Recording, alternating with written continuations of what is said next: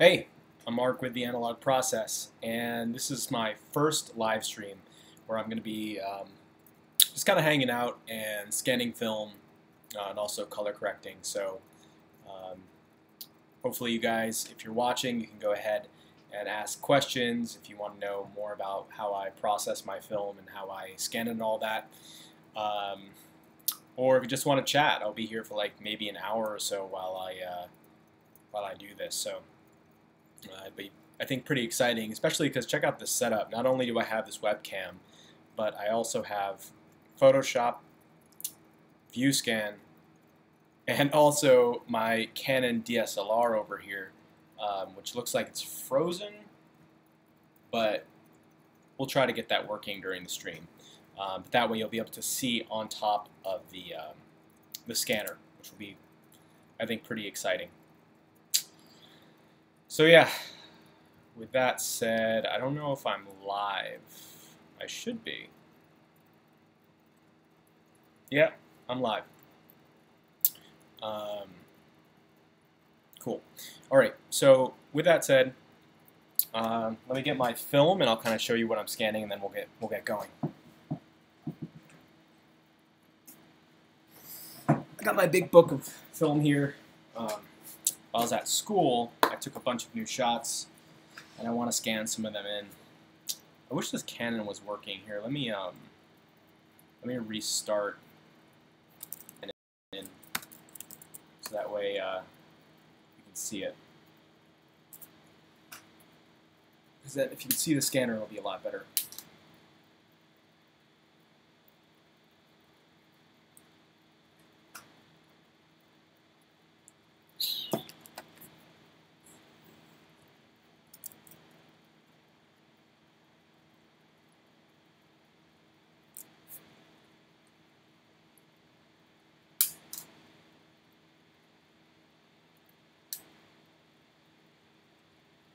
There we go.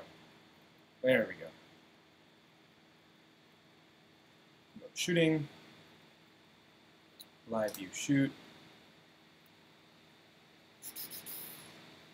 And now, yeah, so cool. You can see that just fine. By the way, in chat, if you guys can hear me, if the audio and the video is good, just let me know. Because again, this is the first time that I've ever done this, and I want to make sure that everything is, working the way it's supposed to be working. It also might be that my setup here is a little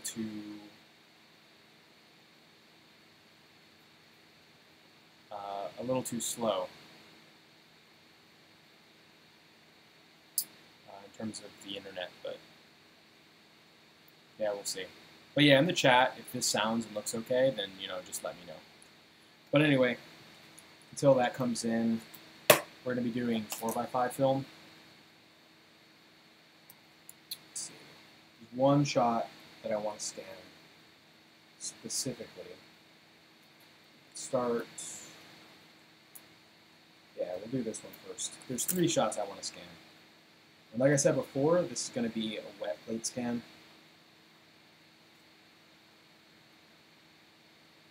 I might just have to upgrade my internet. It might not be strong enough to do streaming this intensive, but we'll see. And also the audio quality should go up in a little bit. Once I unplug my scanner, I'll plug in my professional mic. I got a better mic right here. And then it'll be much easier to hear. All right. So I'm going to twist the computer.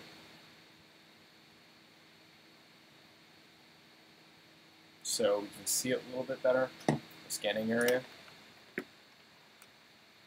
Hold on. Don't have a lot of space to work with.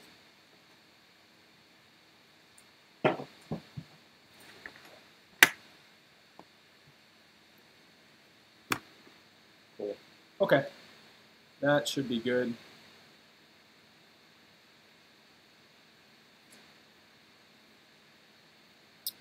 All right. So the first thing I need to do is get my scanner ready. and also clean it. Here, I'm going to put that up. So the bed of the scanner is pretty dirty, so I'm going to get that cleaned with some glass cleaner. See?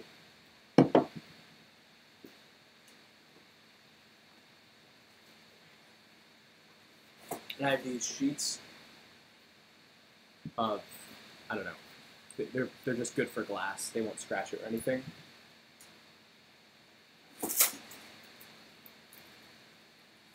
And I need my gloves. So I'll talk about all of the stuff in here, like this thing, soon, but first let me just get everything clean. Can you guys hear the lightning outside? The thunder?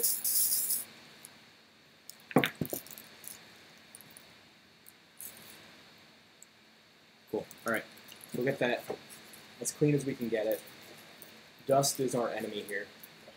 And there's a lot of dust in here, but there's only so much you can do. The thing is, having a lot of dust on the scanner bed, like, you try to clean as much as you can, and anything else you get in Photoshop, but if you don't spend a lot of time with this now, it makes life a lot harder later.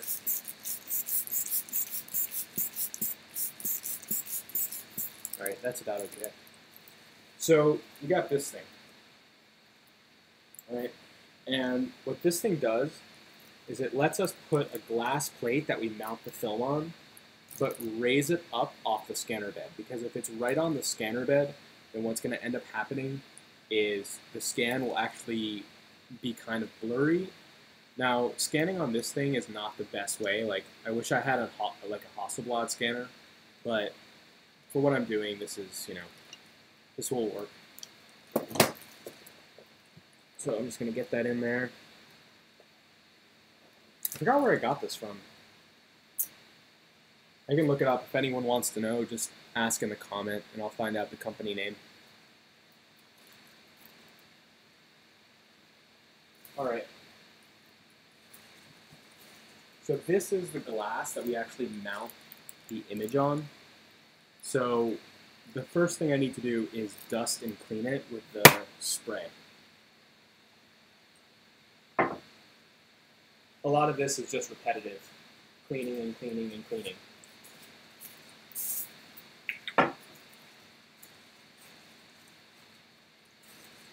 But yeah, if you guys are watching and, you know, let me know in the comment if you can hear everything okay, if the sound is alright, and if everything looks fine. Because again, I've never done this. This is kind of a big setup.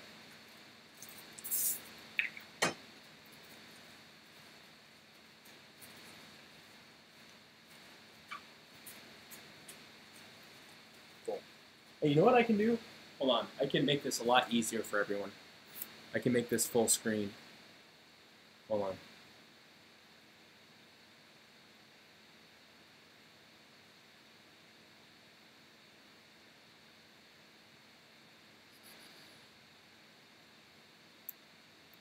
Here we go.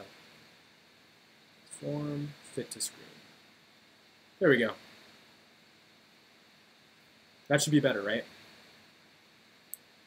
That way you can actually see everything. Cool, okay, great. So yeah, we got this clean, it's dusted, well, almost. It doesn't, again, it doesn't have to be completely perfect because we're going to clean it more later in Photoshop. But so what I'm doing now is, if you look at it in the light just right, you'll see that there is a more reflective side and a less reflective side. And we're going to mount the film on the side that's a little bit kind of matte. And sometimes it's a little confusing. But this side is the side we're going to mount the film on. So I'm just going to get that a little extra clean. It's really, really dusty in here.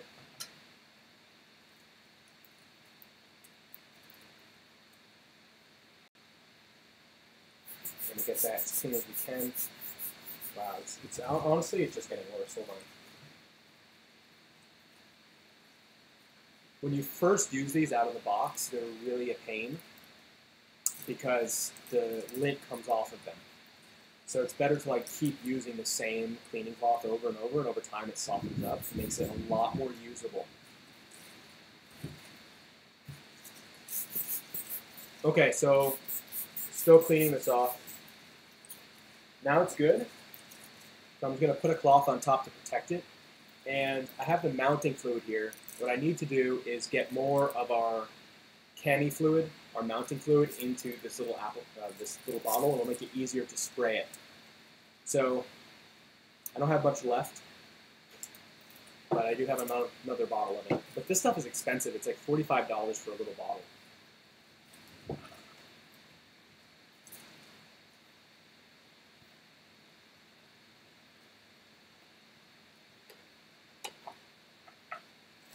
All right, here we go. Just gonna fill it up. Man, it's really raining outside. A lot of thunder.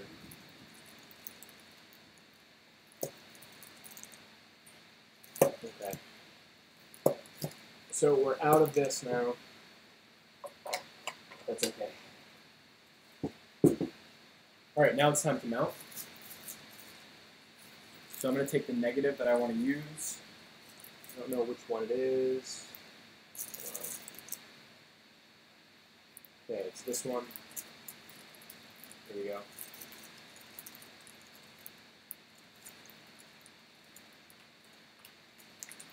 Yep, so here we go. Here's the negative we're going to be scanning.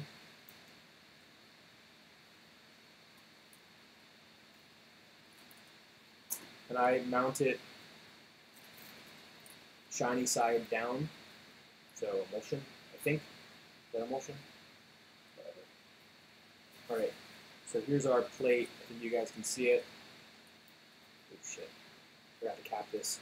If you don't cap this, it evaporates immediately.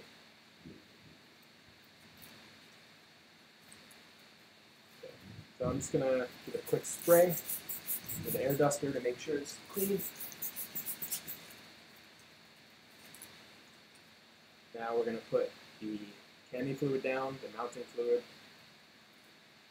and then mount it. Forgot film. Hold on.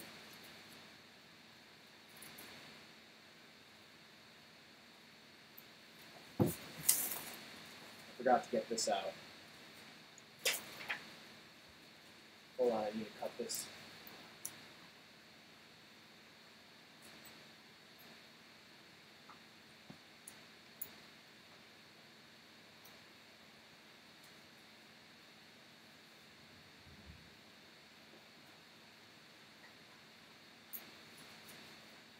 When I'm streaming live, it's easy to forget things. But anyway, yeah, so we got this now.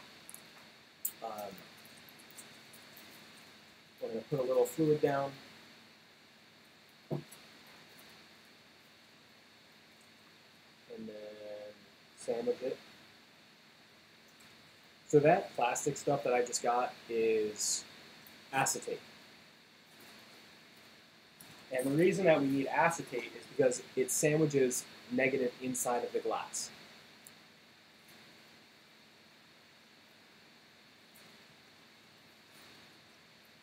All right, now I just got to dust everything off and also squeeze the air bubbles out. Because this is a new thing, it's going to leave dust everywhere, which is a pain, but that's how it works. So just getting all the bubbles out.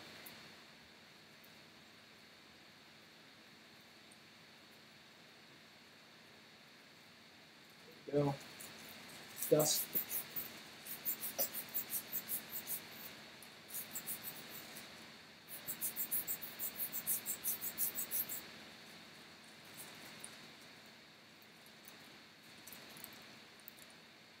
You really want to make sure to get as much of that dust off as possible. It makes your life a lot harder if you don't do this.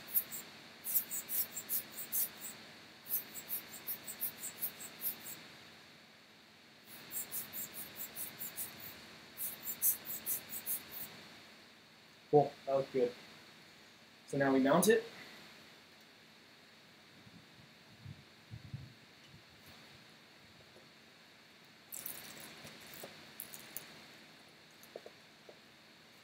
Thanks for watching, for everyone who's live. Feel free to comment if you have any questions.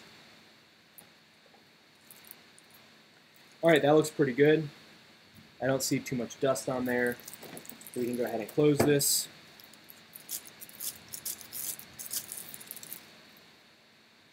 And then what I'm going to do is I'm going to cut the camera.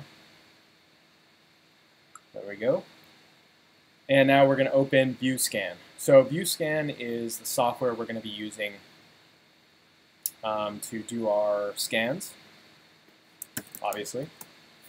And ViewScan is a pretty powerful piece of software. You know, you might use Epson, and there's nothing wrong with that, but ViewScan gives me a little bit more options, especially when it comes to like getting a raw file out, as close as a raw file as you can get. And what's also really good about it is you can use it to do multiple passes. So rather than just the scanner going through and scanning once, it'll actually scan it, well, as many times as you want, and then it will compress all that information. So it'll do a scan of the shadow, a scan of the highlight, a scan of the midtone, whatever, and then again, it makes one file out of it. So it's almost like an HDR, but it's with information that's within the negative. So pretty powerful.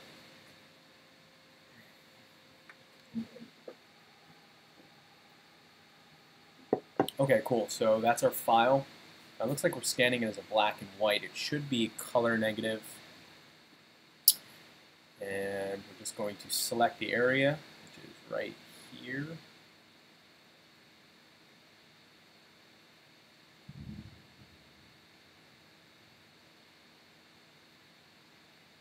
Rotate that around. So, you know, it doesn't look really good right now, but that's okay. That's what we want. We want to get the raw information, and then later what we'll do is we'll come in and, you know, really color correct it with Photoshop. We're just trying to get as much information out of the scan as possible right now. That's it. So again, we're going to do multi-exposure in 2. So we'll do 2 passes. And then 3200 DPI, which is kind of the maximum that you're going to get out of this. Again, we're doing a raw scan right now, raw file. 48-bit RGB.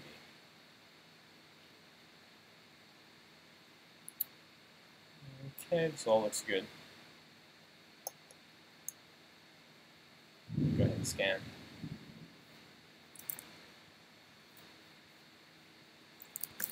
Just do today's date.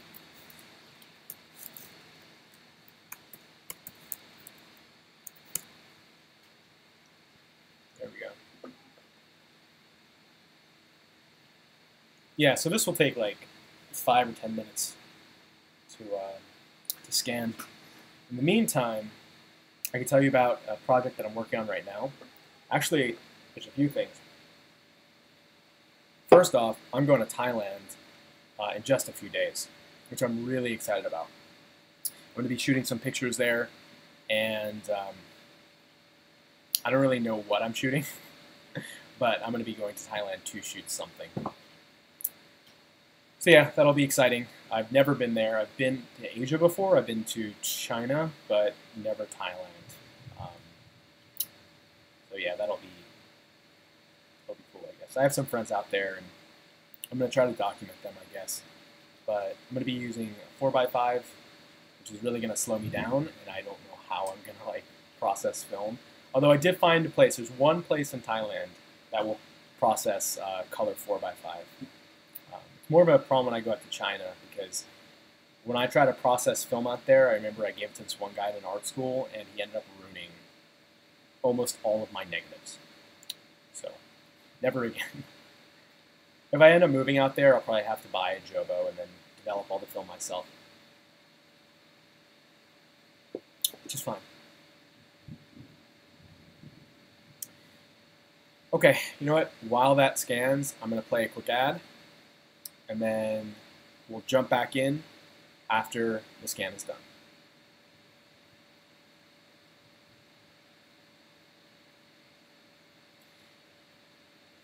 All right. So I think you guys should be able to see. If not, there'll be an ad, and then I don't know if it catches you back up. But whatever, I'll just let YouTube handle it. I kind of figured it would be like a little pause. But yeah, like I said before, if you guys have comments or questions, go ahead and post it in the chat. I just hit 1,000 subscribers, which is awesome. And what that lets me do, on top of everything else, it lets me have a super chat. Whatever that means. I think it means, yeah, I actually don't know the difference between the regular chat and the super chat. I guess I can have timestamps and moderators, stuff like that, which I don't need. But I don't know, cool feature. But yeah, you guys have any questions or whatever, you can go ahead and post them in the live chat. But yeah, depending on what you guys think, if there's a lot of positive feedback on this kind of content, then I'll do more videos like this in the future, where I live stream my scanning, my coloring, stuff like that. But yeah, I'm also working on this long video. It's going to be like 30 minutes or more, which is kind of a lot for YouTube. But it's on the history of photography in America from like late 19th century all the way up to like 1960, 70. So I'm recording that in segments because it's way too much to record all at once. And I'm trying to also like make the background change so it's not boring, not just like me talking with the same background. So I'm working on that. I got 3 segments done, which is just like an intro, but it's okay. I got 3 segments done. And over the next week, I'm going to be in Houston. And while I'm there, I'll try to film more of those. I would love to get that done before September 3rd, which is when I leave the country. And when I'm out of the country, my videos are going to be just like GoPro on the chest, going out and making photos.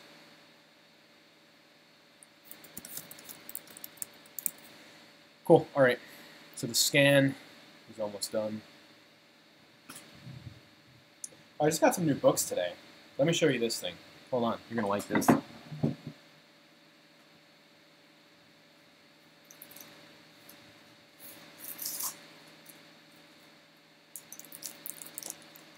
All right. Here we go.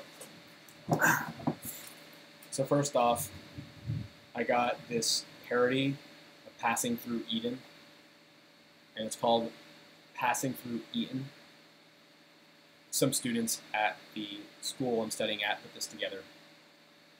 And it's just Todd's Papa John's with photoshopped images of pizza. So this thing is amazing.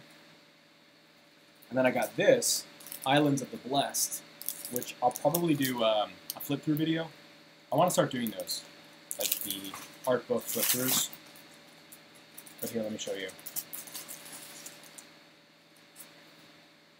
So this is a Scoop Matte book.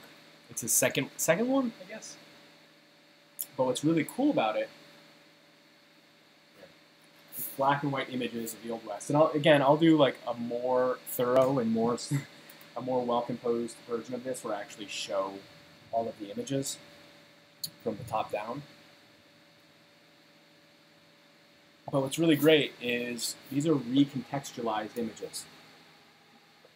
None of them Brian Scoop Matte took himself. So you have everyone from like, let's see, who's in here? Lee Russell, Dorothy Lang, and a bunch of like unknown people. But it's all Library of Congress images that he took. And what's funny is when I first got this and was reading through it, I did not realize that they were repurposed images. I was like, wow, he's gotten some really amazing shots that I don't know how we got. Because there's people like in old-fashioned clothing, you know, like this. Can you see? So I was really wondering how the heck he captured that. And there's even another shot that has lots and lots of people in it, in old school, old-fashioned clothes. Here, this one. And I couldn't wrap. I was like, maybe Scoop Matte turned into Jeff Wall. But yeah, I had no idea how that happened.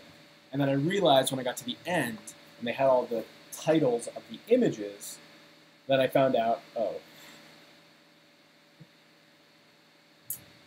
they're sourced digital public archive images. And the other thing, this sounds terrible, but the other thing I was kind of thinking to myself when I went through this book, I was looking at the way that some of the images were printed, and Scoop Matt's previous book, Brave Mountain Sends, is printed phenomenally. Just like, I love that book. I love everything about it. And the printing was great. But when I went through this, I noticed that the printing was questionable. You lose a lot of details in the black, and I was like, why are these images printed like this? Why would they be printed so poorly? Well, it's not because they're printed poorly, it's because they're digitally sourced images from the Library of Congress. So that kind of put everything together and was kind of exciting. Oh no, look, it just ripped the bag.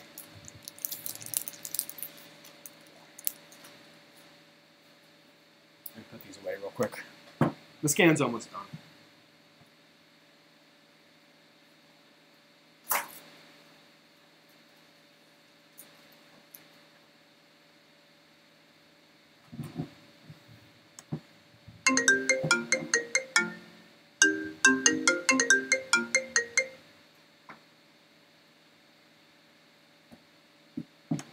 All right.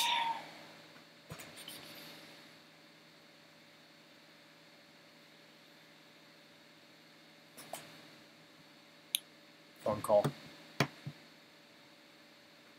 right, let's check how things are going. Yeah, so this should be the last pass where it puts it all together. Sorry.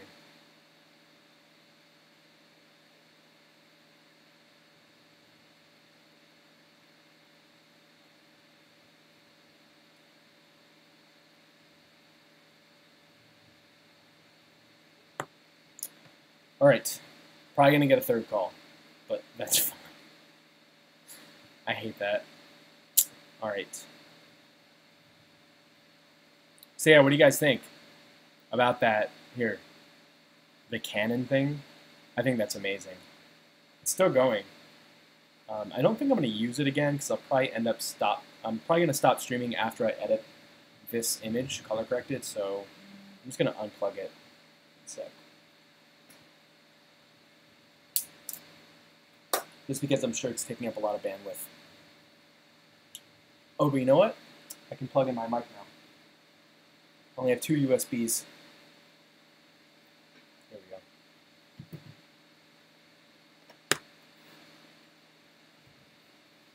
Should be able to hear me better. One sec. Let me get this set up.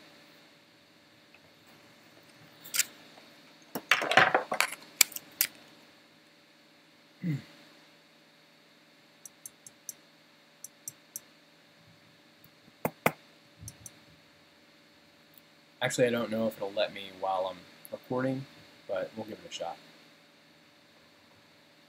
Yep, here we go. The sound might get a little weird. Okay. Does that sound? That should sound much better because now I'm using my Yeti Blue mic. That should be much better. Here, let me move this out of the way. This laptop is so hot because I don't think it's meant to be streaming like this.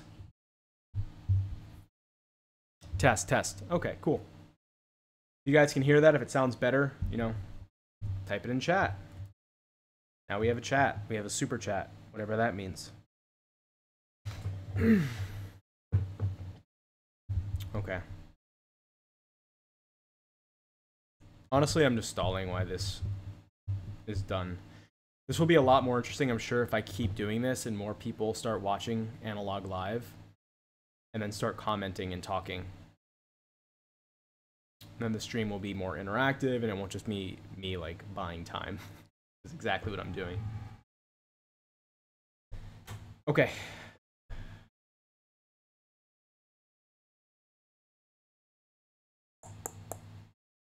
Yeah.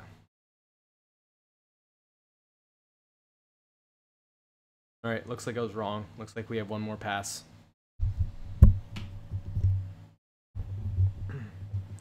Yeah, but then we'll bring this into Photoshop and do the color correcting. I want to keep it really simple. I actually printed this image already with color darkroom. And the problem is when I took the image, well, first off, I might want it black and white to begin with, and I'll play with that. But I'm also going to do a color version.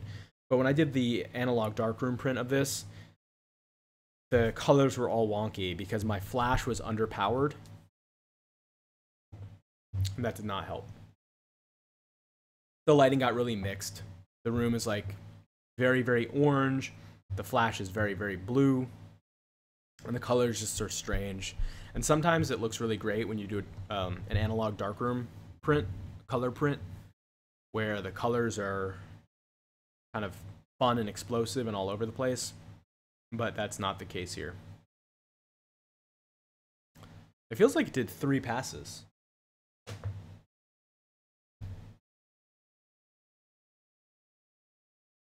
I'd love to be able to do a live stream in the future when I'm out doing my 4x5 work. And I think I've talked about this before, where I have a video where I have my phone recording, maybe like on a harness somewhere. I might even make one where I can mount it onto my 4x5. But I feel like that'd be really exciting to do a live stream of me going out and doing my 4x5 work, so you can see firsthand how I make those images. Not that they're good images, but I think that'd be really an exciting way to make videos. A lot more stressful, at least up front. The editing I don't have to worry about.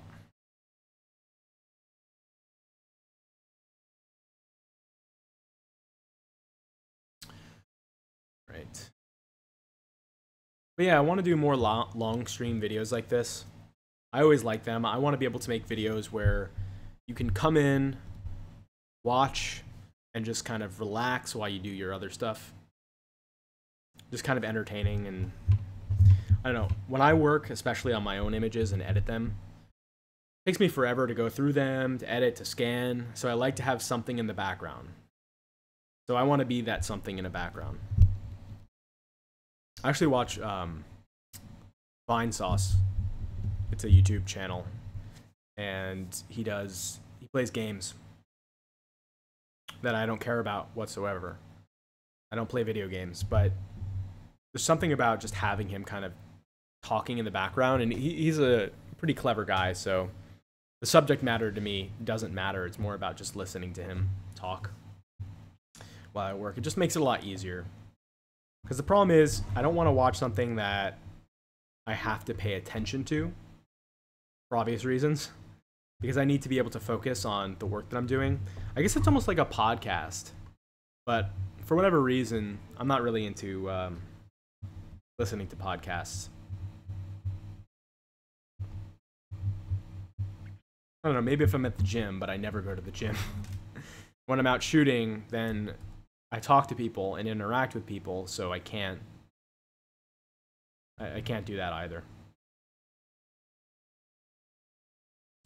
But yeah, this guy that I'm going to be photographing in Thailand he's a character. He is a character. He's internationally hated. I'm sure if he heard me say that, he would completely agree too. He wouldn't be upset at all. He has a lot of enemies. Because of the type of stuff he does, the content that he makes, and there's a lot of misconceptions that people in the media especially paint him. So it's just such an interesting character, and I want to photograph him. I want to photograph kind of the people that are in the area, the people that he interacts with, and I also want to do photographs of the foreign exchange booths. And I don't know if there are any. I know in the Philippines, which I have been, when you walk down the street, especially in the more seedy areas, they have foreign exchange booths where you go up, it's just a window, someone behind it, usually sleeping, and you exchange U.S. currency with whatever the currency there is, pesos in Philippines.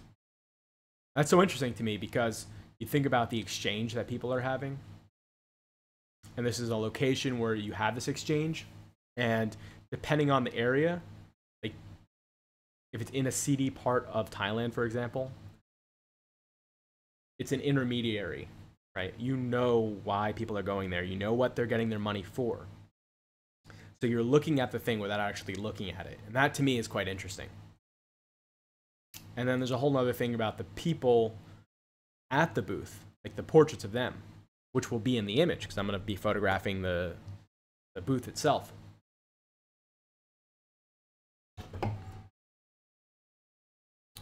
All right, well, that's good timing. Let's see.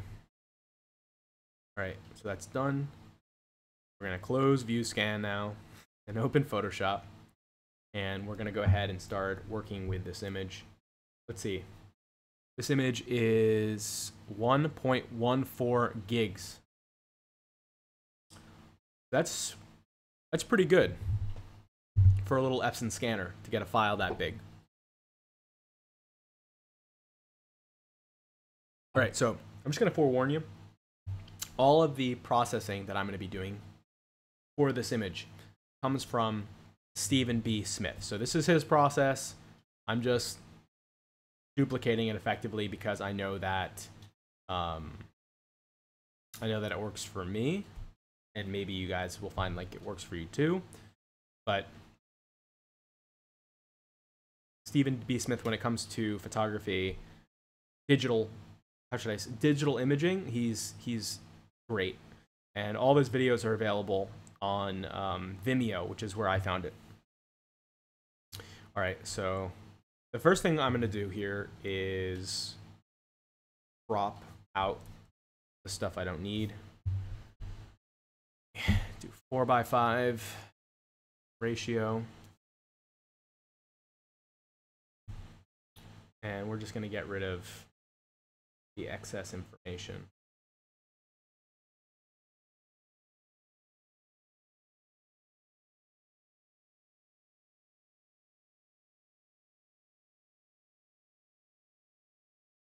I don't know what this is on the table right there, but I really like that. I want that to be in the image.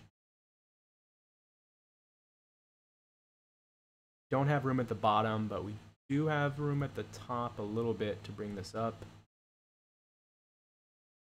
And it looks like we're just getting in those rivets, which is quite interesting to me.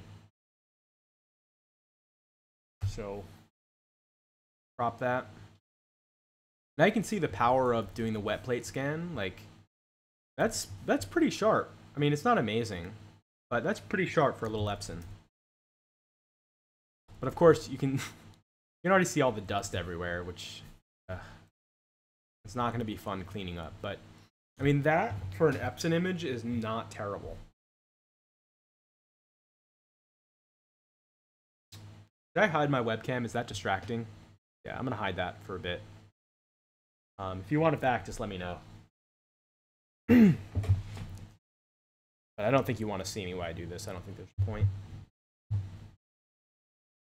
All right.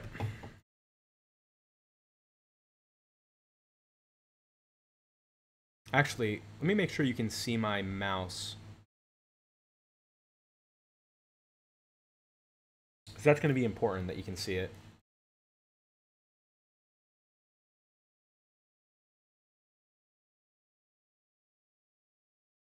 I think you can. Yeah, I think you can see my mouse. If you can't see my mouse on the Photoshop file, then just let me know. But I'm pretty sure you can.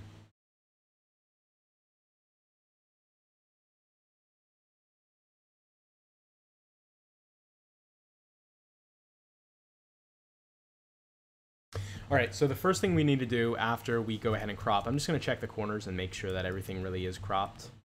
But sometimes you leave a little bit. Fine. Yeah, that's all good. All right, now what we need to do is use a color filter. CF Systems makes it. It's called Color Perfect. It's $100 and it's completely worth it. It does an amazing job. Well, doing just that.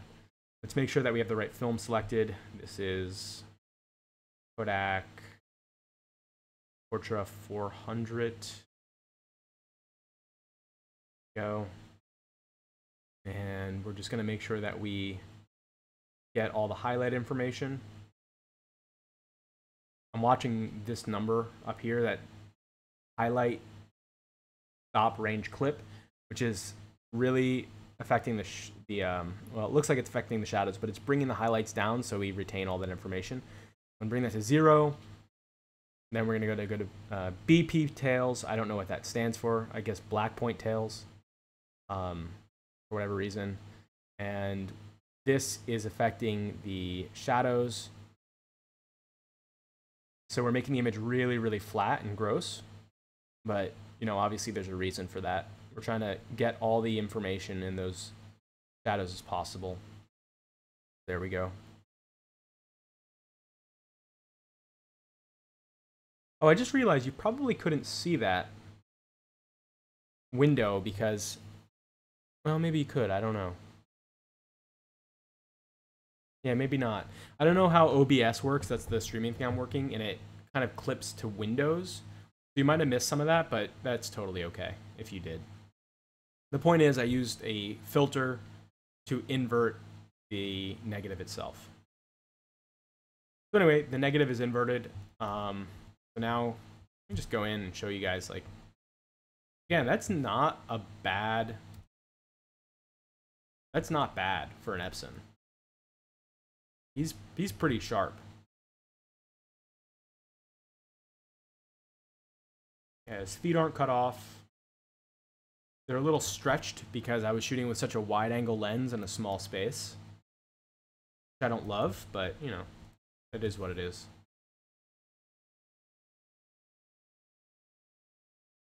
Okay, yeah, just someone in the chat said we can't see. Junio or Junio, how do I pronounce that? Is it an H or a J?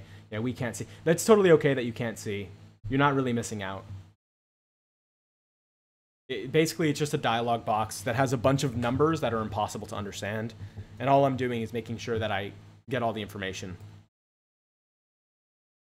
You know, I'm going to turn my webcam back on because when I'm talking, it seems a little distracting to not have me there.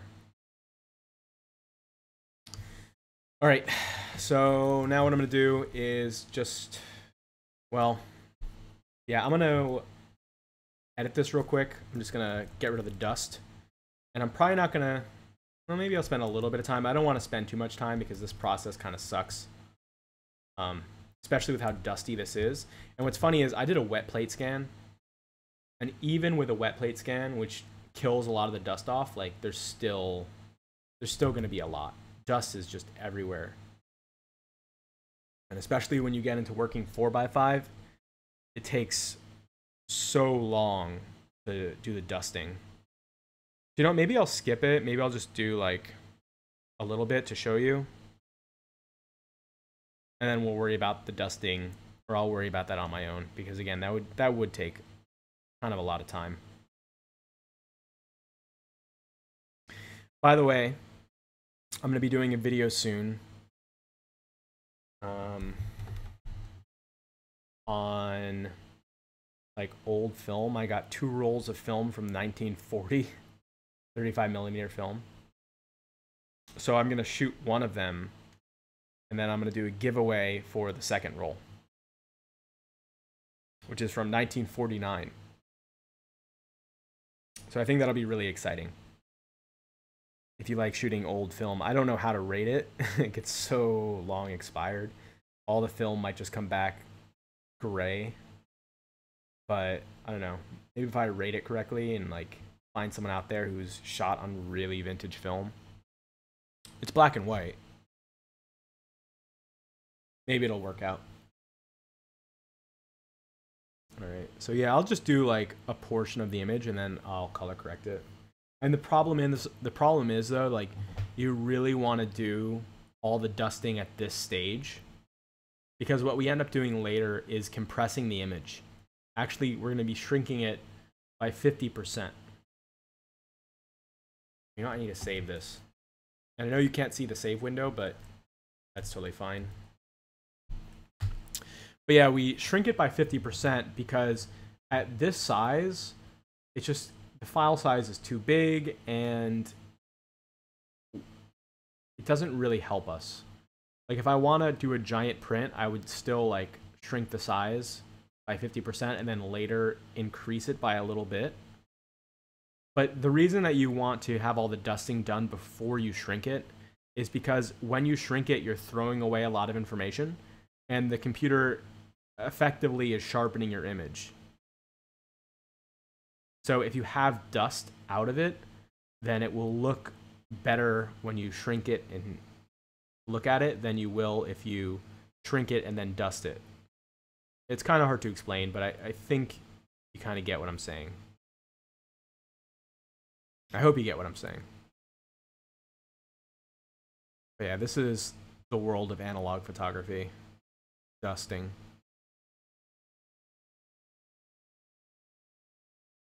I know a lot of people too don't even bother with this. If they shoot 4x5 or whatever, they'll send it to a lab.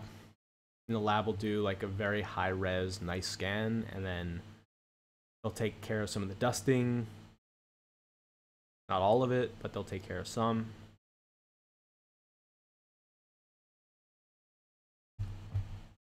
It's probably worth it, honestly.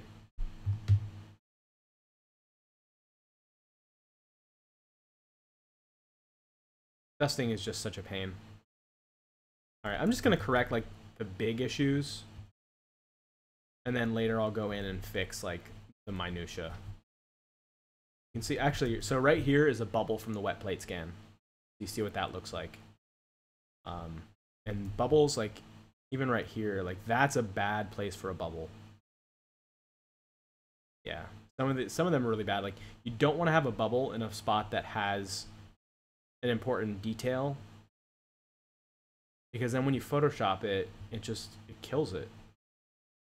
Like if you had a bubble on his face, you would have to rescan. And that's the really big problem with scanning or shooting and scanning 4x5 in general, is the negative is so big, there's just so much room for failure. So much room for dust. It takes forever to clean. When you have a 35mm negative, like dusting it takes no time at all because there's so little room. So look at this. This is some bad dust. Hair, I don't know what that is, but I mean, luckily cleaning it isn't like a really big deal. But sometimes if you get it in a place that has like specific details, kind of like here, it's a problem. Yeah. So like mess around with this a little bit. There we go.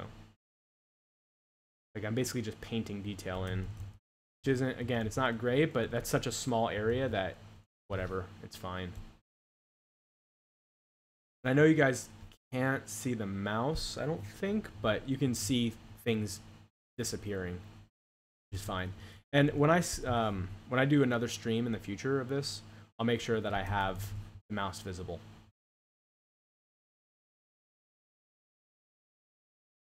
So yeah, it's coming along. Let me just get rid of these big pieces here, and then we'll shrink it.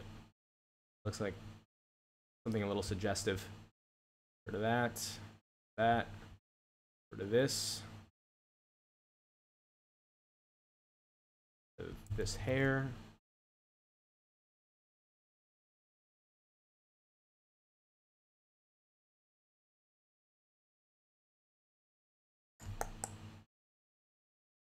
It's cool, man. It's great that there's people live watching. It's really exciting. All right. A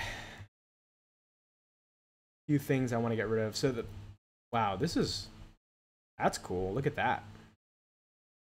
Little meter. Little star or something. I don't know. It's cool. But yeah, you want to get rid of as much of this. Ooh, that's not good. I just turned it yellow.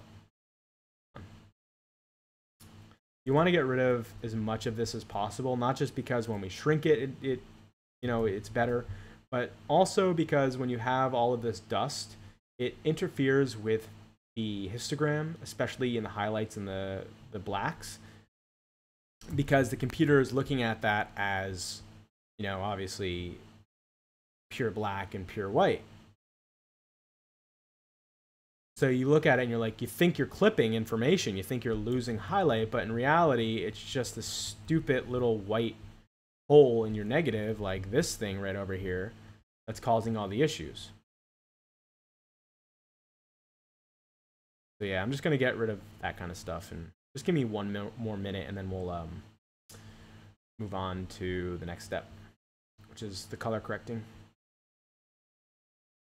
And at the corners, you can see how much more dirty things get. That's pretty typical. But yeah, what's great about shooting on a 4x5 as compared to any other kind of film, the reason it looks so hyper real is because you have more, I guess the best way to put it is pixels. So if you have a rainbow, there's more of a gradient from one color to the next. So if you think about like a rainbow that's this big, and you're looking at the red to orange part, the gradation between the red to the orange, like you can see all the individual hues. But when you shoot with a smaller camera, like medium format, 35mm, or digital sensor, which is really small, you're shrinking that band. So you have red and orange, but you don't see as many variations between the colors within that stripe. So it's not just like, oh, I can print bigger, because I'll end up printing these quite small, but it's more because you get more tonal variation. And that's why 8x10 is so incredible, because you get so much tone variation. And also on top of all that, like, look at this image. You have these whites that are lit by a flash, and then over here you have these like super dark blacks outside at nighttime, and even down here, and you still, like, look at that, you can see the grain of the wood. You have all that information because there's such a big dynamic range. So, you know, there is a reason for shooting like this. It's not just because it makes a big negative, but, you know, there's other big reasons for it too. Okay, so now it's time to move into the fun part. Let me save this. Again, normally I would finish dusting it, but it's fine. I'm going to shrink the image. And again, I know you can't see what I'm doing right now, and that's okay, because I haven't I have a dialog box that's up, but I just went to image size, and I'm gonna go to percent. I'm gonna shrink it by 75%. Again, that's just to throw away some of that extra information. We don't need this much information in one image file. And now we're gonna do that again. So I'm shrinking it by 75% twice, rather than doing one jump to 50%. Okay, last thing I'm gonna do is I'm going to put this pixels. I'm gonna put this at 300 resolution, 300 ppi, which gives us a 27x22 naturally, which that's fine. So now it's in terms we can work with. The file size should be, you know, good. I'm just gonna save it. Again, if you guys have questions or comments, go ahead and post them in chat. I know we have a bunch of people watching live, which is awesome. But I'd love to see more talking in the chat. Okay, now time to color correct. And again, like, it's a little bit sharper than it was. I gotta get rid of some of this dust. Some of it is just too distracting. And yeah, again, normally, like, I would have done this prior to shrinking it, but I also don't want you guys to be here for like hours while I dust a negative, which is like really the only problem with doing this kind of thing, is the dusting takes so much effort and time. I mean, I'm sure if I had a better room and a more, you know, a better environment to do this, that probably wouldn't be an issue. weirdness happening here. So this film, this negative, I should say, I actually developed myself with a Jobo processor, and it was my first time doing that, so the negative might have like some oddities going around with it just because I'm not experienced at that. Alright, whatever. So now time to color correct. The first thing I'm going to do is convert it to a smart object. That's because I'm going to use, well, I'm going to set the white point and black point first. I'm going to use camera raw to do that. But I like to work lossless. I want to be able to go back at any point and make changes. So I actually take the image, convert it to a smart object first, so that way I can go back later and alter the image. So it's converting now. Sometimes it takes some time.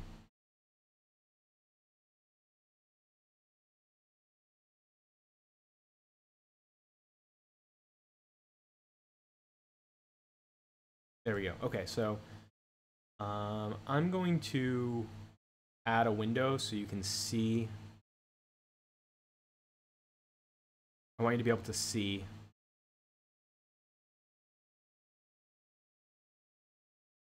Here we go. It's gonna look really bad, but just deal with it for a second.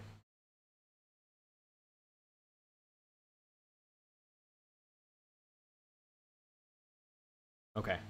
Yeah, again, it looks really bad, but again, that's so you can see everything.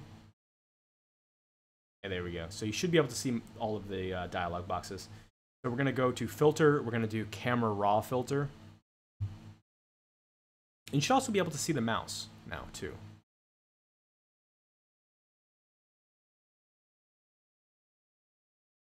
Yeah, you can see everything now. Great. Okay. Should have done this from the beginning. So yeah, the first thing we want to do is set the white and black point. That's our histogram there. Obviously, here's our white point. I'm going to drag it up until we start losing information. And the problem, though, is I don't know how much of this information we're losing is dust. But, you know, whatever. And now we're going to set the black point. All right. A little better. I'm going to give it some clarity. So in case you guys don't know what clarity is, basically clarity is contrast, but for the middle of your image. Make sense? So it doesn't affect the whites and the highlights so much, or the blacks and the shadows so much as the midtones. So I can put that all the way down, and you can see that the midtones basically have no definition. I can put it all the way up, and then you have something that looks like an HDR from hell. But it does that. It gives it a little clarity. So I'm gonna put that up to, let's say, 20. Yeah, that just adds this kind of definition to the image, which I quite like. I'm gonna give it a little vibrance, so it has a little more color. I'm gonna do, say, 12 vibrance. And that vibrance will really start to pop out once we really get in there and fix the color cast, that like magenta color cast. I want to lift the shadows. Yeah, I'll lift the shadows a bit. I'll bring the highlight down a little bit. I'm going to give it a little bit of contrast.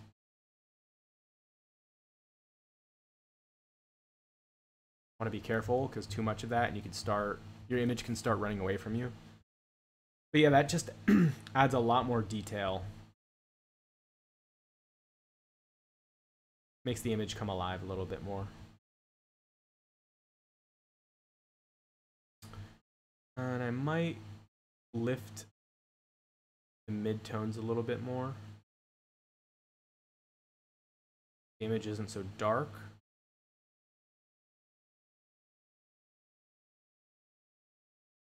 Yeah, that's better.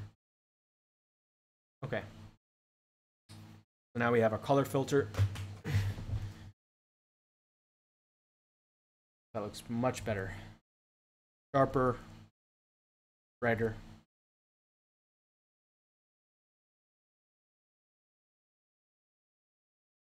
Now to do the color correcting. First, let me just do some curves. Do luminosity curve. I'm gonna give it a little more in the highlight. And we're gonna drop down the shadows a little bit more, which gives it contrast, right? All right, now for the color. This image, honestly, is not gonna be easy to color correct because there's so much garbage, I guess, going on with it. The colors are so mixed and strange. Get rid of that. That over there. Because again, it was shot with mixed lighting, so there's only going to be so much we can do with it. I like to start with red, and what we're going to do is we're going to bring in color points. Okay, so we brought in the red, now we'll bring in the green.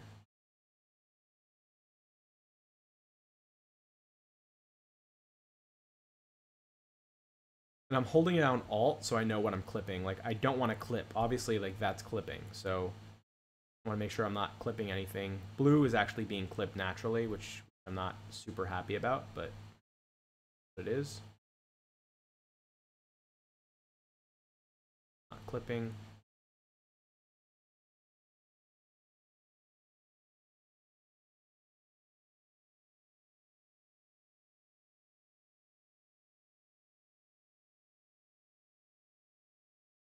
Okay, that makes a small difference. If you look at his pants now versus now, we're starting to whittle away some of that cast that was in it. That was a red cast in his pants.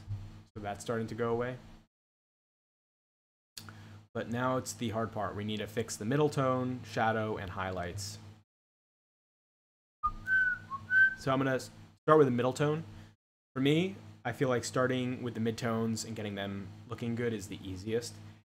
But yeah, like I was saying before, this is going to be a hard image to color correct because we're going to have to mask stuff out because all of the light on him in the front of the bed is blue and all the rest of the light is incandescent. So I'm just going to do a general correction now and then we'll kind of go in later and fix things up. Oh my god, look at that. Look at the difference that makes. The midtones, it wasn't magenta, it's red. So I can bring that down. That's too much.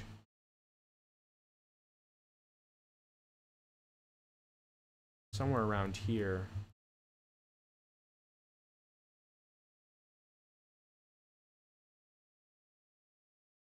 So you got to look at skin. Skin is the best way to color correct.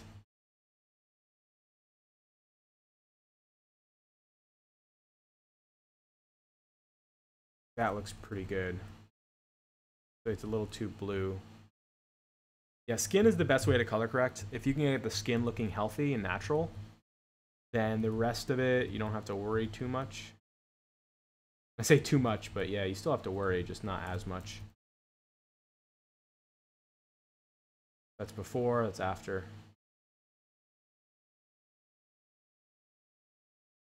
It has an eerie greenish glow to it, but at least we got rid of that intense red. All right, now we're going to move on to the green. Same thing as before. Just going to play with this until we get a tone that looks good. Close. And we're going for the mid-tones. The green is actually not bad right out of the gate. I'm just going to leave that. Now we're going to go to the blue. Again, mid-tones.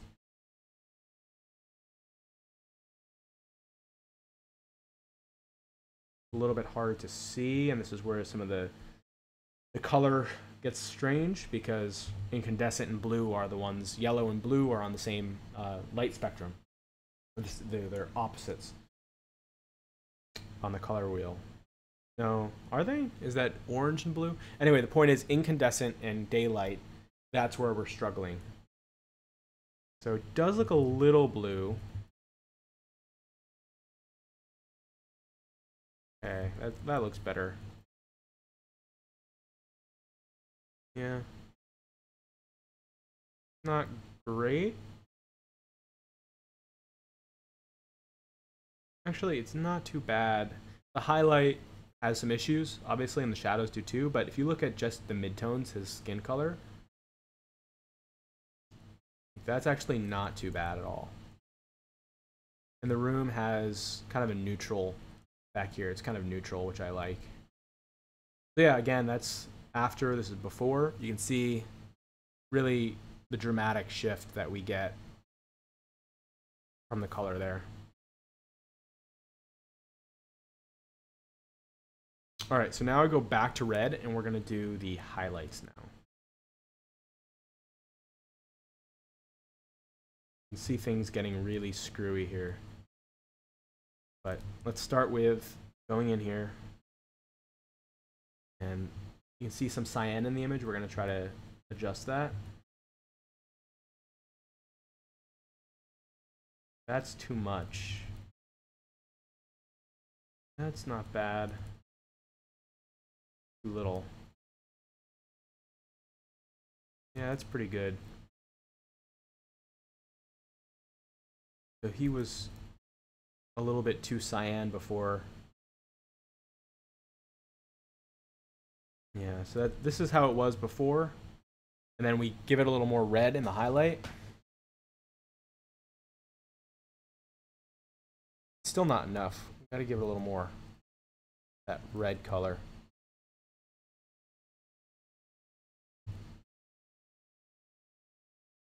Yeah, that's pretty good. Looks pretty natural.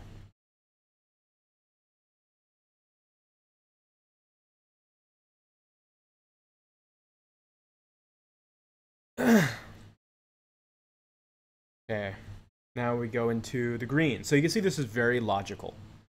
Midtones, red, green, blue, RGB. Then we do highlight, RGB, then shadow, RGB. After we do that, that's the world correction. Then we can start going in and fine-tuning things. Oh, and actually this needs to be set on color rather than normal. Yeah, there we go. We don't want to affect the luminosity here, the amount of brightness. We will only want to affect the color. Okay, so green. Go in and do the green now.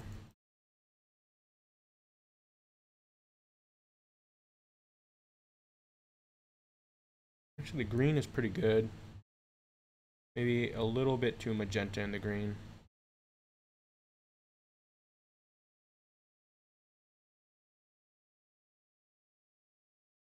Yeah, that's pretty good. The green is spot on. And then finally, we'll do the blue.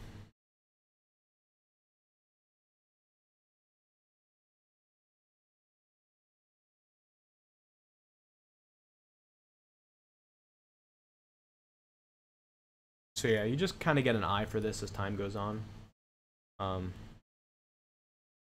Although my monitor isn't really properly calibrated. And the other thing is that happens a lot of the time is you'll color correct it. It'll look perfect to your eye, and then you'll come back to it like a week later, and it looks terrible.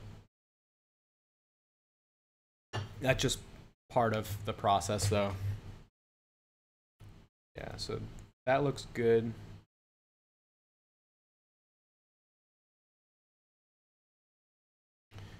Now we're going to do the shadows. Start with the red. Shadows, they actually look too cool to me, but maybe I'm wrong. Yeah, the shadows are actually more back here. So you can see, this is how it normally is. That's way too magenta. Or excuse me, that's way too cyan. So we give it a little bit of red. Now it's too red. But somewhere in here, you get that nice warmth. You can see in the pants. Pants are quite red now. Now they're too blue or too cyan. So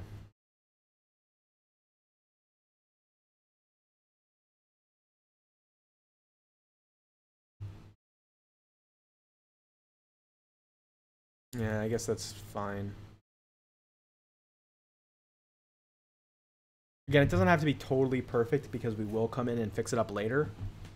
But I mean, when I talked about that color cast from using mixed lighting, you can see here how the color is very neutral. But here, the color is like yellow. And even like on his shirt, you can see this is more daylight, neutral. And this side where the incandescent light was striking, you can see a little bit of a yellow cast there. So what I'll do later is just use a mask to desaturate those colors. And then, you know, I don't know what I'll do with the room, but I'll figure it out. Again, this is a horror image to color correct. Although, like I said before, I might just convert it to black and white. All right, so now we use green shadow.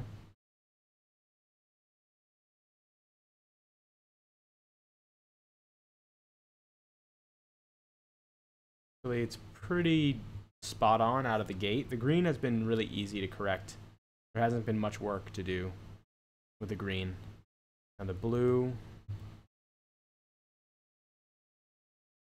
Yeah, so this is where things get really screwy. There's definitely too blue right now on him, but everything else, like, it's not blue enough.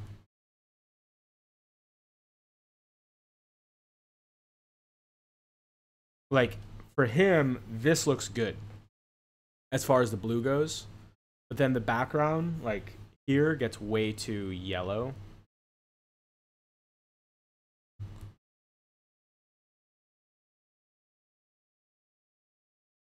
Now there's like a greenish cast. But I'm just going to look at him and see if he looks good. He's not bad.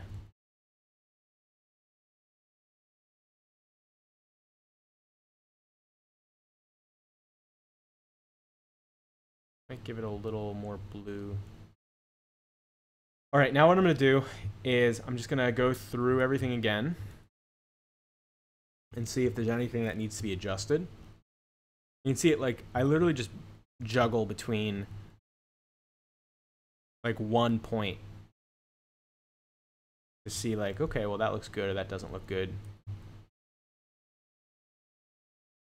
That looks fine. Red, highlight. That looks fine.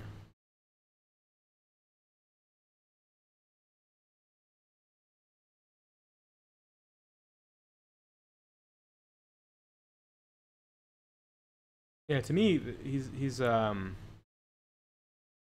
very handsome guy. He has a I mean, he has a character to him that I think is really interesting. It might just be like the way his tie is. That's very possible. That's how he answered the door. So to make this image, in case you're wondering, I knocked on people's doors in a more upper class area of Hartford, which is where I was visiting for a couple weeks. And I asked to do people's portraits. A lot of people asked, like, how many people said no, but in reality, more people said yes than no. But there is a caveat. The caveat is most people didn't open their doors. But the ones who did open their doors, more people said yes than no, which is great.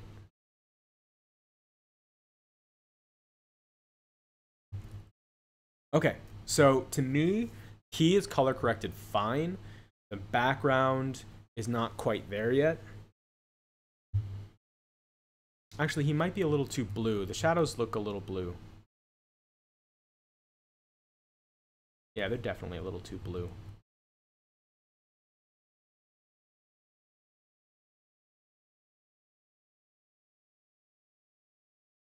Now, yeah, maybe a little green. Yeah, shadows are a little green. You can see that this is just, for me, a process of juggling over and over and over. What looks right, what looks too green, what looks too magenta. Yeah, so that looks pretty good. I don't love it yet, but it looks a lot better than it was. All right, so now we need to do some masks. So I want to start with a background, all this yellow. It's way, way too yellow. So what I'll do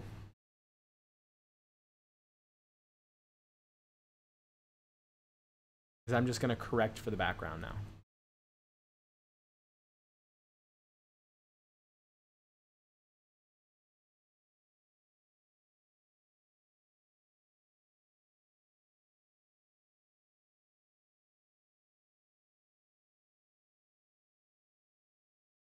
The same process of what we just did, but I'm only looking at the background. I'm not looking at him.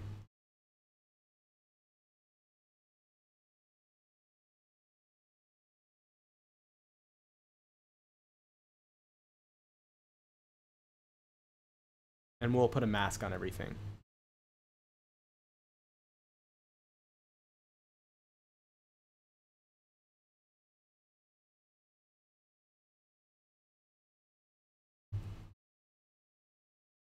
Needs a little bit of red back there. Highlights, shadows, that looks fine.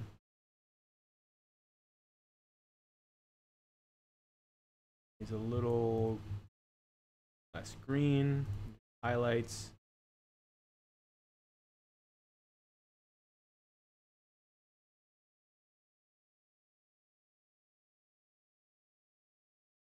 Rid of the magenta and the highlight down there.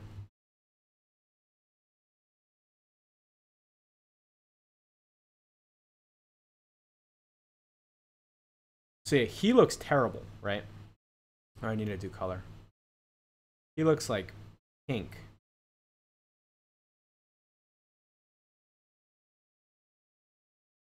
But the background, you look past him, just here, it's a little too green.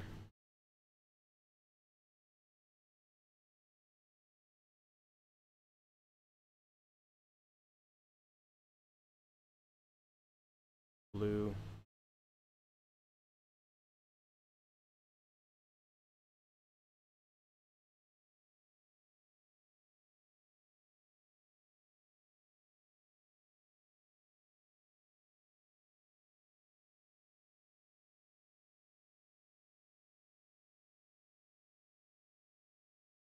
Yeah, the colors are just very strange in this image.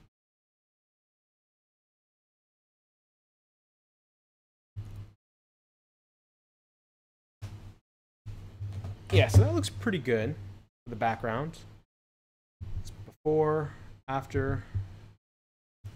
And now, you know, the thing is, like, after doing all of that background, I've noticed that he looks a little too yellow in the highlight. So now we got to go back to the blue highlight. We're just going to give it some more.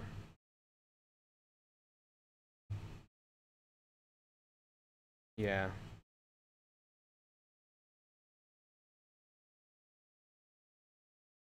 And I think I need to give it a little more mid-tone highlight of the blue. Yeah, that's better. All right, so now we made this color mask, and we have to just make sure it's only on the background. Quite easy. I'm just going to inverse it. We're going to use a brush. And color it out. Like that. Quite easy, right? And now him in the background are becoming one, for lack of a better word. Yeah, it's not perfect, but I mean, I think it helps. A little too blue there.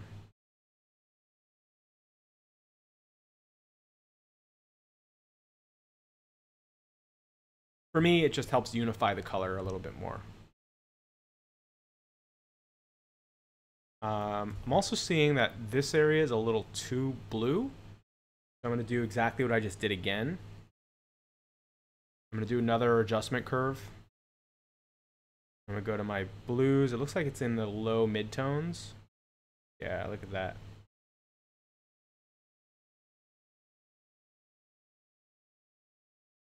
Right there. So everything else looks terrible, right? But this area looks quite good.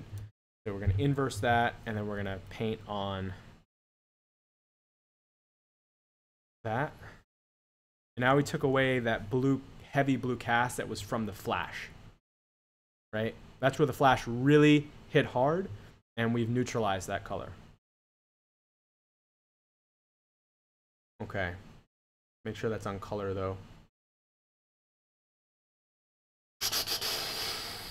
I also want to get rid of, some of the color in the bed.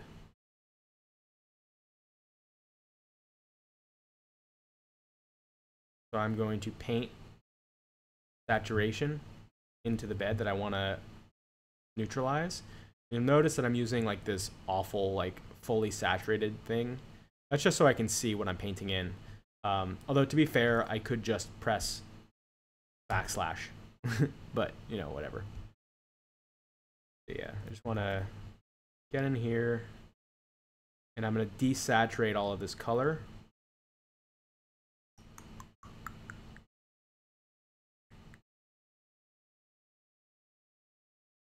Just so it looks like, I know the sheets have a color to them, but for my purposes, I would rather them be a little bit desaturated. Just artistic choice. I want the room to be very somber, quiet, you know, something like that. And getting rid of some of these tones, so the only bright tone is his tie and these blinds, to me is quite interesting. And as far as, if you guys are curious about like manipulating images, like there's no pure image, so don't worry about it anyway. Make sure the edges are clean so it doesn't bleed over. Yeah, that's fine. Again, I didn't need to do it like that. I could have done it many other ways. But you can see, like, when I raise the saturation a bit, you can see that there's some like greens and yellows in it, some weird beiges, and that's by dipping. You can see the difference. By dipping the saturation, I'm losing some of that tone and getting more of a neutral color, which to me is a lot more appealing. Yeah, so that did quite a bit. For me, that did quite a bit. I'm gonna go ahead and save. Yeah, I like that a lot more. It's very simple. It's a very simple change. Just making that bed more like silver. But to me, that's a lot more interesting. I might need to brighten up the room a little bit. It's a little dark. I'm definitely going to give more saturation to his tie and to those blinds. So I might as well do that now. Oops.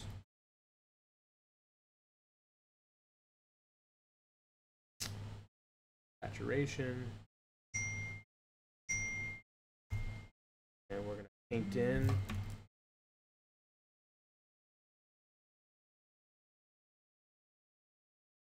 Some of this. I just want to get that like gold color to come out a little bit more. These blinds, I just love them. I think they're really interesting.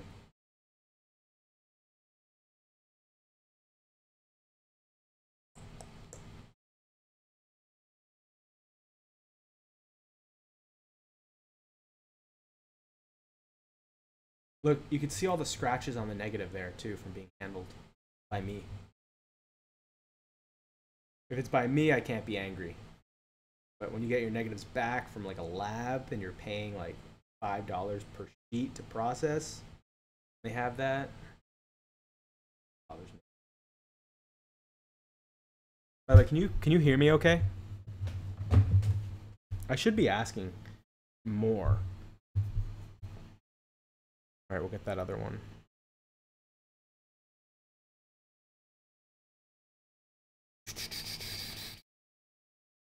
Roughly paint it in, and then I'll go back and do the edges. Here we go. I don't want to overdo this. Definitely don't want to overdo the saturation here. I want it to look natural, but the color is just so great on these golden lines that I want to make sure that I just give it a little bit more life. And like you can see all the dust that I still need to correct later. Sucks.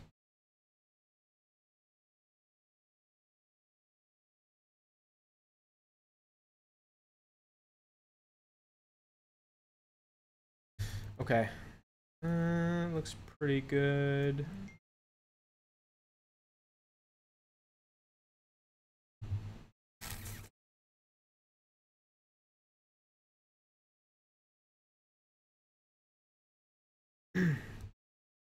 Let's give it some saturation. Again, I'm going to brighten the back of the room a little bit. Oops. Actually, look at that. Look at his face real quick. That looks a lot better. That means the whole image needs some saturation. But we'll get to that. There's the blinds. We have kind of before, kind of gray and lifeless. I'm only going to give it a little bit because I'm still going to go in and give the image some overall saturation. So I'm only going to give it like 3 points just to give it a little bit of a boost. And I'm actually going to go back into the curves. Excuse me, back into color camera raw, and I'm going to give it some saturation from here. I'm actually going to give it some vibrance. I'm going to boost it up by 20 vibrance and 2 saturation. That should be plenty.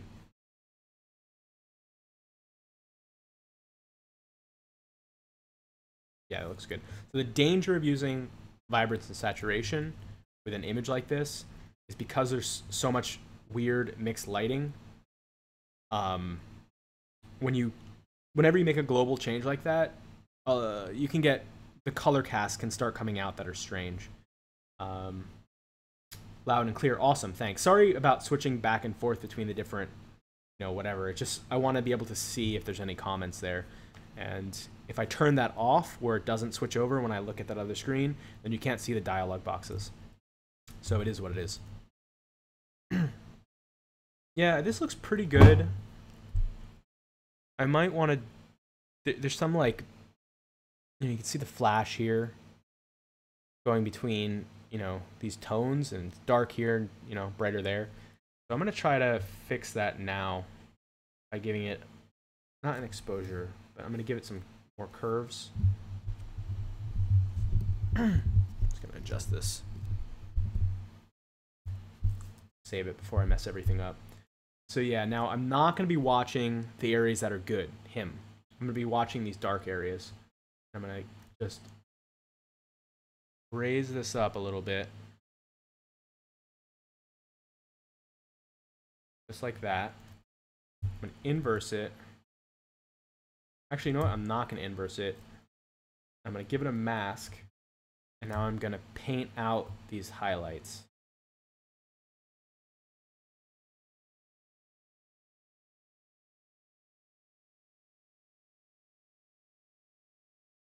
Of course, it's really slow processing so much information.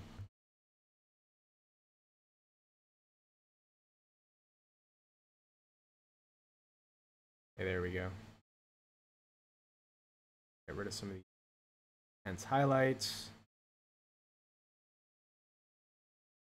Much.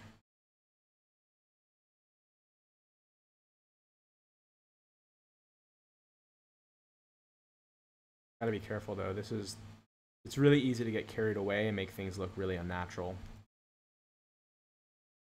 So you know what I'm going to do is I'm going to put the opacity at 30%.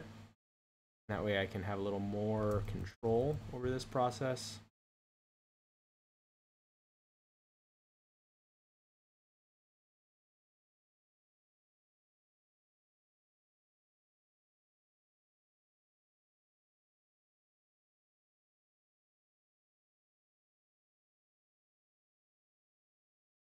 It looks a little hot.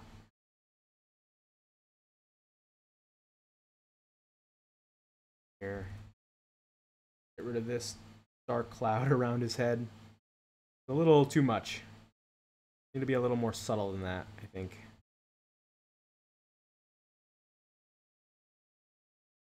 Yeah, it looked better. You know, obviously, I neutralized some of that flash. Not perfect.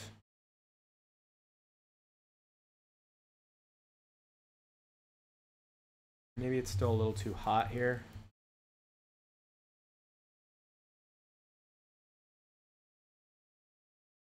Take away some of it here.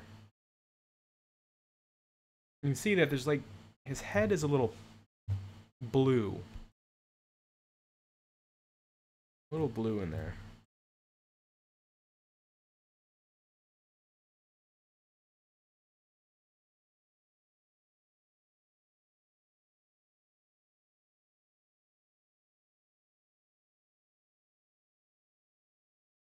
Cool. All right, well, that's fine. What I'm going to do actually is I'm going to desaturate the walls. Just, you know, normally I wouldn't do this too much. I wouldn't desaturate everything so often. But the benefit of desaturating now is all the tones, the colors at least, in the walls will look more uniform. You know what? First, though, I just want to give it a little bit more brightness in the corners of the room.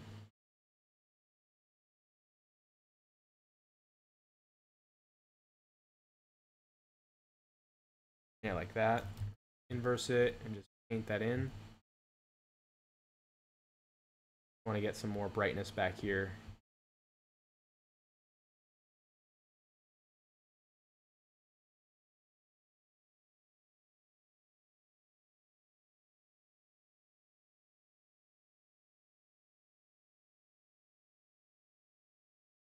I mean, it's not perfect, right? But we can see that we're definitely getting closer to an image that looks stable, I guess is the best way to put it.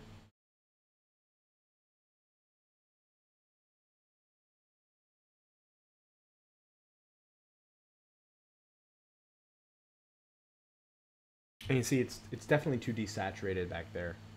I might actually give this a little lift. Yeah, there we go. Look at that. A little bit of saturation lift back there really brings that area back to life.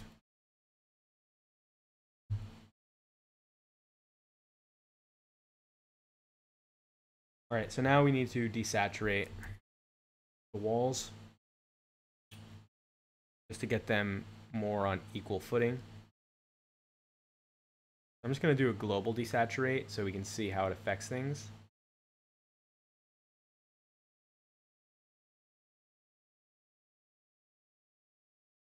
Is it? It might not be a saturation issue.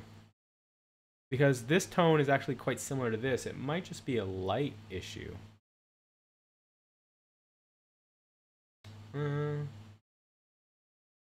A little desaturate still helps though, so I'm gonna go ahead and do it anyway.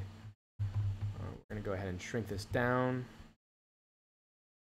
We're gonna put this back up to full saturation, and I'm just gonna paint in the desaturation here.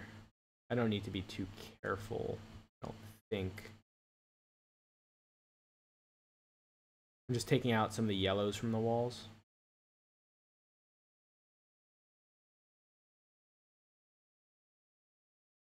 Bring it down here. You have to be careful too with the saturation because you can make things look black and white, like that kind of black and white color tone when they're not black and white. You know what I mean? they'll start looking like an old image from like the 19th century that was hand painted, and that's not obviously what we want. But that helped a little bit. Yeah, that definitely helped. Look how much of that yellow it got out of the walls. The incandescent. Much better. Still not perfect. It's still like there's this hot spot of light there. I'm gonna try to get rid of that by, I don't know how I can actually. You know what? I can by just bringing the light up a little bit. See, let's try that. Yeah, let's try that. The other thing is, I should have mentioned this before, but the problem with what I'm doing, to be honest with you, is when you start playing with it this much, you start losing integrity. The integrity of the image starts going down. So you want to be careful manipulating images too much. Like, to me, this is already over manipulated, but it's over manipulated for a specific reason. And you can see like the shadow there is messed up. Like, that's just bad. So these blacks we need to darken. We're gonna have to add contrast to these areas to make up for that. You don't want your blacks to be like that. But the whites, yeah. Yeah, that area is just not good.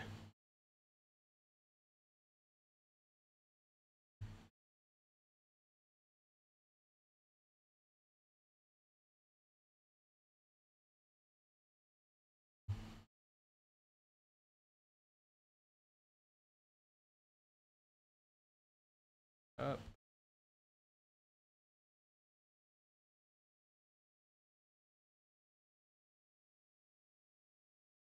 Yeah, it's pretty okay.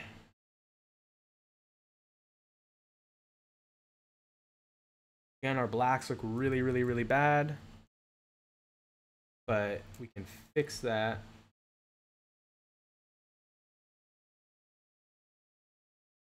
Like, come here.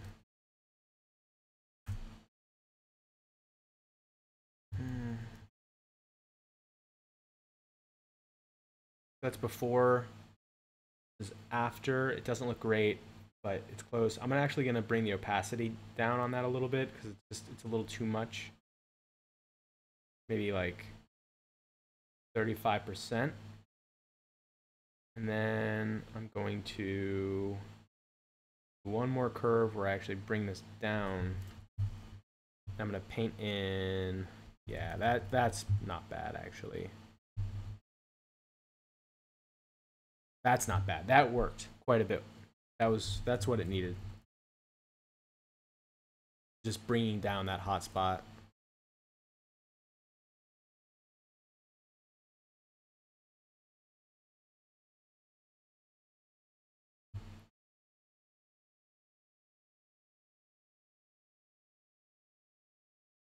See if I can bring that opacity down. Yeah, that's good. That's good. That's good. I'm gonna go back to my first curve. Now I'm just gonna give the whole image more contrast to kind of get back some of that black that got goofed. I mean, this is definitely like, when you look at this image, you can tell that it's been a little heavy-handed in terms of the manipulation. You can just see like there's getting some weird colors there.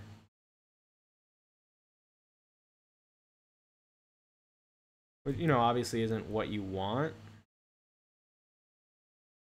But it's sort of a play, like how much do you want the image to look a certain way versus how much do you want it to look more natural? I don't know if that made sense. But we do have a lot of layers going on here. There are a lot of local corrections. I can bring them away. So that's a good idea, is like take everything away and then one by one go through everything and see how it looks. You might find like all that extra work was not necessary. So color correction, very dark and moody, right? This was taking away some of the blues, I think, or greens. I should be labeling all this, by the way. Just getting rid of some of the green in the bed. Desaturating the bed looks fine. Saturation to the blinds looks good. Brightening up the room, that's good.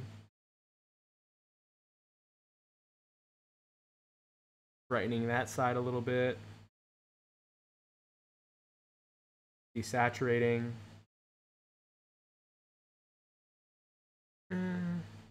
Maybe I'll leave this out. Maybe I'll keep this. And I'll keep this.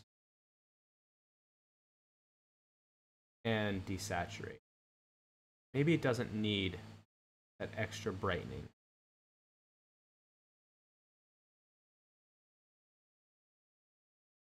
Yeah, maybe that's what maybe that's the problem. It didn't need that extra brightening.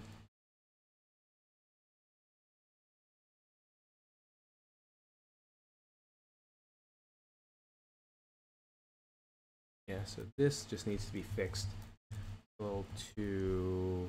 There's some color that's seeping in. Don't worry, I'm gonna resaturate this area. I just took all the saturation away so I can see if there's any areas that are not equal to the rest. There definitely is, so I'm just gonna correct that real quick. Here as well. Close. That. Careful that we don't cut into him. Head was cut into, look at that. That's why there's that weird color cast on top of his head, because we were cutting away all that color. Look at that.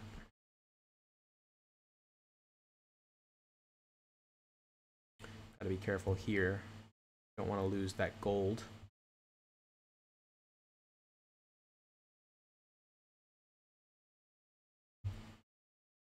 Watch out on the wall. So this is why it's important to, like, after you color correct your image, like, you have to kind of restart from the beginning, where you go from the bottom to the top and, you know, look at every layer individually, because you'll often find that you accidentally cut out a lot of information that you don't want to cut out. Or you find that you have excess layers that you do not need. And again, you don't want excess layers, because then you're affecting the integrity of the image itself. Okay, this is all over the place over here.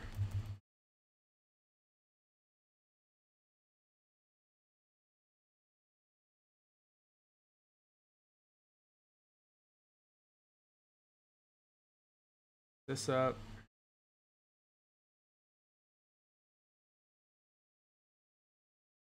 That.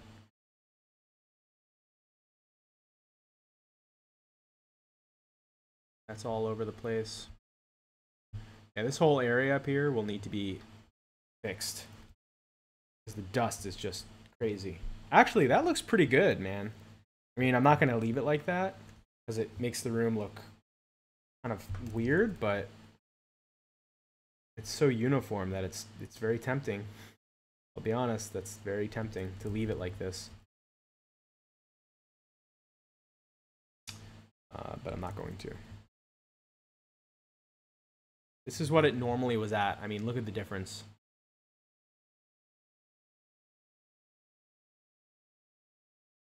Bring down the saturation, and I'm also going to bring up the lightness of it. Yeah, maybe that's all it needed.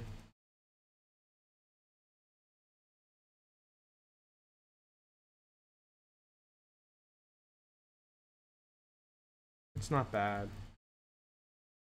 I mean, the image looks over-processed to me, but yeah, let me take away some of these layers again. This is leaving in the desaturation, but putting it in more of the dark and moody. That's kind of interesting. This is what happens when we take away the brightness, but leave in the desaturation, which is quite interesting.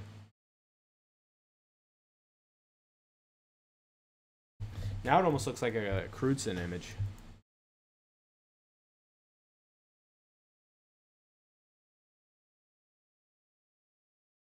I do think it needs a little bit back there, though. Otherwise, it's just too much.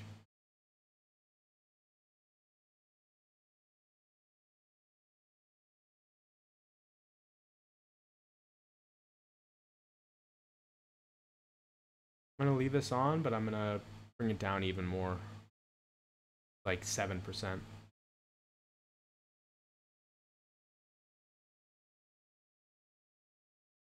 And maybe I will leave this on, but I'll bring it down.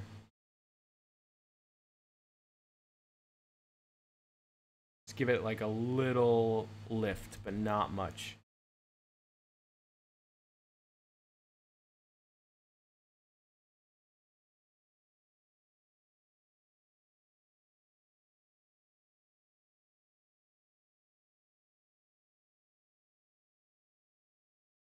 Yeah, that's not bad. I'm gonna go back into Camera Raw and give it some brightness around the edges for the vignette.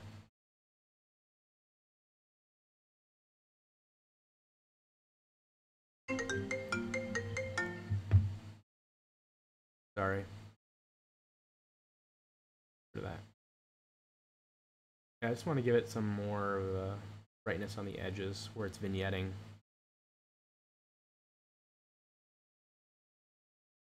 Be good.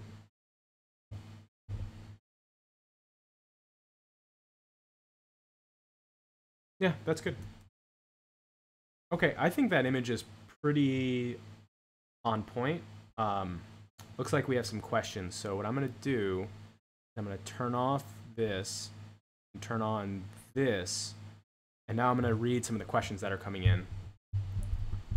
I wish I could know how you pronounce your name, if it's Juanito or Janito. I'm guessing it's Juanito. But he says, I have a question. When does this kind of manipulation you try to achieve the scene that you saw during the shoot, or does the image, does the edit thinking? Okay, so basically what he's asking, English must not be your first language, but what you're asking, I believe, is when I'm at the shoot, how much am I thinking about? Like when I'm doing this right now, am I trying to match what I remember from the shoot? Or am I just kind of making it look how I want it to look in the moment? Honestly, it's kind of... Well, here's the thing. When I'm at the shoot, I know sort of what I'm going for. Like, I only had a small speed light flash. So I knew the lighting wouldn't be, like, perfect if I had strobes. Right?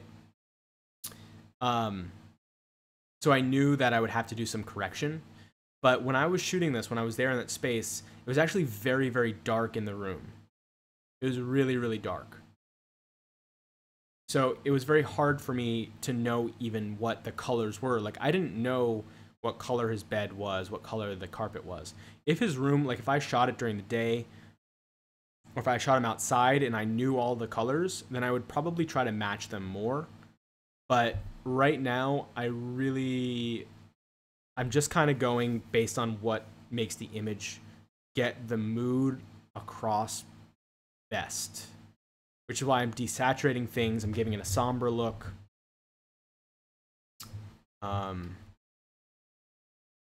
Yeah, just because, again, I really, like, I had no idea what the colors actually were. And with that said, if I did, yeah, maybe I would try to edit this to make it look more like the scene, you know? Next question. I mean, why choose specific film like Portrait? Oh, okay, so you're asking why do I choose a specific film like Portrait or Vision 3, for instance, if you can achieve any look in Photoshop? I'm not a professional, and I don't do much post-processing in my images, but I completely understand that professional, sometimes it's needed, but in this case, why shoot film?